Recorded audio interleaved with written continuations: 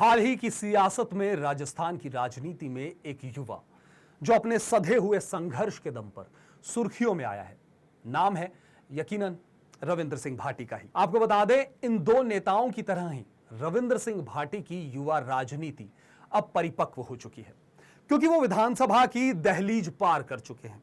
राजस्थान की राजनीति में ऐसे अनेक नेता हुए जिन्होंने पार्टी के दम पर लोकतंत्र में अपना लोहा मनवाया, लेकिन आज उनसे भी ऊपर एक ऐसा नेता भी है जिसने बिना पार्टी के दम पर राजस्थान की राजनीति में भूचाल मचा दिया, जिसकी ना कोई पार्टी और ना कोई दल हो। मैं बात कर रहा हूं राजस्थान बाड़मेर जिले की शिव विधानसभा सीट से विधायक रविंद्र सिंह भाटी की, जिन्होंने केवल जनता के साथ और उसी के आशीर्वाद से बिना किसी पार्टी से निर्दलीय चुनाव जीता और बाड़मेर जिले की शिव विधानसभा सीट से विधायक भी बने। आज पूरे राजस्थान की राजनीति में बस एक ही नाम चल रहा है और वो है रविंद्र सिंह भाटी। आज के समय में राजस्थान में सबसे ज्यादा चर्चित युवा नेता रविंद्र सिंह भाटी का जन्म 3 दिसंबर 1997 को राजस्थान के बाड़मेर के दुधोड़ा नामक गांव के एक राजपूत परिवार में हुआ। उनके पिता का नाम शैतान सिंह भाटी और माता का नाम अशोक कंवर है। भाटी शादीशुदा हैं। इनकी पत्नी का नाम धनिष्ठा कंवर है।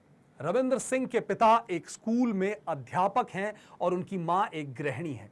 शिक्षा की बात करें तो इन्होंने स्नातक कॉलेज से LLB करके रखी है और ये वर्तमान समय में जय नारायण व्यास विश्वविद्यालय में छात्र संघ अध्यक्ष भी हैं और बाड़मेर जिले की शिव विधानसभा सीट से विधायक भी हैं।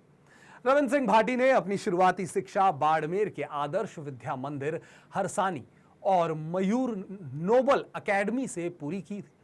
भाटी ने अपनी आगे की पढ़ाई मोहनलाल सुखाड़िया विश्वविद्यालय से की और यहां से उन्होंने स्नातक की डिग्री भी प्राप्त की। बाद में इन्होंने 2015 में राजस्थान की प्रसिद्ध विश्वविद्यालय जय नारायण व्यास विश्वविद्यालय में LLB की योग्यता प्राप्त की। और आपको बता दें, रविंद्र सिंह शुरुआत से ही एक मेधावी छात्र रहे और राजनीति के साथ साथ उन्होंने पढ़ाई को भी प्राथमिकता दी। रविंद्र सिंह भाटी राजनीति का शौक शुरू से ही रखते थे। उन्होंने साल 2019 में जय नारायण व्यास विश्वविद्यालय में हुए छात्र संघ अध्यक्ष के चुनाव में 1294 वोटों के साथ ऐतिहासिक जीत हासिल की और यहीं से ही उनके राजनीतिक जीवन की शुरुआत भी हुई। अब आपको बताते हैं कि विश्वविद्यालय में हुए चुनाव में भी रविंद्र सिंह भाटी निर्दलीय ही हिस्सा लिया था उन्होंने और छात्र संघ के अध्यक्ष भी बने। विश्वविद्यालय में छात्र संघ चुनाव से पहले भी रविंद्र सिंह छात्र हितों को लेकर लगातार आवाज उठाते रहे थे। इसके अलावा छात्रों के हित के लिए भाटी अनेक बार जेल भी गए और खुद को खतरे में भी डाला। छात्रों के इसी विश्वास ने उन्हें विश्वविद्यालय का अध्यक्ष बनाया।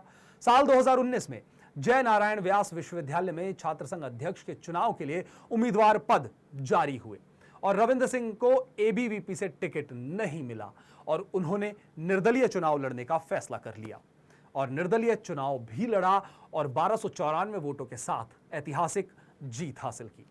जैसा कि हम सभी जानते ही हैं कि राजस्थान की राजनीति में एक ही नाम चल रहा है और वो है रविंद्र सिंह भाटी। छात्र संघ अध्यक्ष का चुनाव जीतने के बाद भाटी ने सबसे पहले कॉलेज के मामलों को और छात्रों की समस्याओं को समाप्त करना शुरू कर दिया और लोगों द्वारा कॉलेज की अतिक्रमण की गई जगहों के मामलों में कई बार सड़क पर धरना प्रदर्शन भी किया और कॉलेज की सारी जमीन वापस भी दिलवाई और उनके इसी काम से लोग बहुत खुश हुए और भाटी के साथ आ गए। इसी कारण भाटी को लोगों का सपोर्ट मिलने लगा और वो जनता की समस्याओं को समाप्त करने लगे। राजस्थान के कॉलेज यूनिवर्सिटी में हो रहे तानाशाह प्रशासन, भ्रष्टाचार और फीस में राहत पाने को लेकर भी ये काफी बार चर्चा में रहे हैं। यही कारण है कि रविंद्र सिंह की छात्रों के बीच और लोगों में काफी अच्छी पहचान भी बनी और जब भाटी पहली बार छात्र संघ चुनाव लड़ रहे थे तब भाटी का एक वीडियो वायरल भी हुआ और वो चर्चा में आ गए।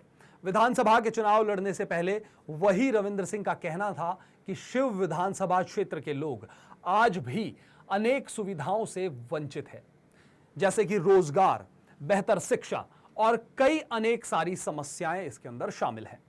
इन सबको देखते हुए रविंद्र सिंह ने छात्र संघ अध्यक्ष से विधानसभा का चुनाव लड़ने का फैसला किया।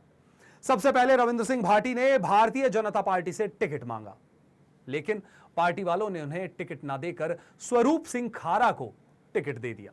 टिकट न मिलने पर रविंद्र सिंह भाटी का पार्टी से मोह जो है वो भंग हो गया और उन्होंने निर्दलीय चुनाव लड़ने का फैसला कर लिया। और जिस प्रकार रविंद्र सिंह ने छात्र संघ अध्यक्ष का चुनाव की तैयारी की थी, उसी तरह विधानसभा के चुनाव की भी उन्होंने तैयारी की और 3 दिसंबर 2023 को राजस्थान विधानसभा चुनाव के परिणाम आए, जिसमें निर्दलीय प्रत्याशी रविंद्र सिंह भाटी ने 3,950 मतों से भारी जीत हासिल की और बाड़मेर जिले की शिव विधानसभा के विधायक बने। विधानसभा का चुनाव जीतने के बाद से रविंद्र सिंह भाटी ने लोकसभा चुनाव लड़ने का निर्णय लिया है और उन्होंने इस चुनाव को भी निर्दलीय लड़ने का फैसला लिया है। और उनके इस फैसले से भाजपा की टेंशन और बढ़ गई है। बाड़मेर जैसलमेर की लोकसभा सीट से भाटी जो है वो निर्दलीय रूप से चुनावी मैदान में उतरने वाले हैं। आपको बता दें कि रविंद्र सिंह राजस्थान की 25 लोकसभा सीटों में से सबसे हॉट सीट पर गिने जाते हैं। रविंद्र सिंह भाटी अब उन नेताओं में शामिल हैं जो देश में सबसे ज्यादा लोकप्रिय हैं। क्या अब यह मोदी की लहर रविंद्र सिंह को चुनाव जीतने से रोक पाएगी? जब भाटी शुरुआत में चुनावी मैदान में उतरे तभी उन्होंने कहा था कि इस बार बाड़मेर जैसलमेर विधानसभा का चुनाव राष्ट्रीय मुद्दों पर नहीं बल्कि स्थानीय लोगों की समस्याओं पर लड़ा जाएगा। भाटी ने कहा था कि हर बार नेता आते हैं, वोट मांगते हैं और जीतकर चले जाते हैं, लेकिन इस बार वोट मांगने नेता नहीं बल्कि बेटा आया है। उन्होंने कहा कि आजादी के बाद से अब तक सीमावर्ती इलाकों में विकास का सूरज नहीं उगा है। भाटी ने अपने ऊपर लगे आरोपों को लेकर कहा कि कांग्रेस और भाजपा दोनों ही मेरे खिलाफ चुनाव लड़ रही है, लेकिन यह तो बाड़मेर की जनता तय करेगी कि मेरे ऊपर लगे आरोप सही है या गलत। आपको बता दें कि रविंद्र सिंह भाटी एक राजपूत परिवार से आते हैं और जैसलमेर बाड़मेर विधानसभा क्षेत्र में लगभग 3,70,000 राजपूत वोट हैं, जो इस विधानसभा क्षेत्र की कुल जनसंख्या का लगभग 19.14% बनता है। यकीनन रविंद्र सिंह भाटी की राजनीति का ये चमकदार दौर है, लेकिन सियासत में हर दिन हर रंग एक जैसा नहीं होता। जातिगत राजनीति के झंझावत और निर्दलीय विधायक के तौर पर विकास के काम करवाने की चुनौतियों से जूझते हुए रविंद्र सिंह भाटी को अपनी सियासी पारी अब संवारनी है। राजस्थान में वैसे भी निर्दलियों का ज्यादा अच्छा इतिहास नहीं रहा है। ऐसे में आने वाले वक्त में रविंद्र सिंह भाटी की सियासत किस करवट लेगी, यही तय करेगा कि इस संभावनाओं से भरे युवा नेता की सियासी राहें कैसे और कितनी आगे चलेंगी।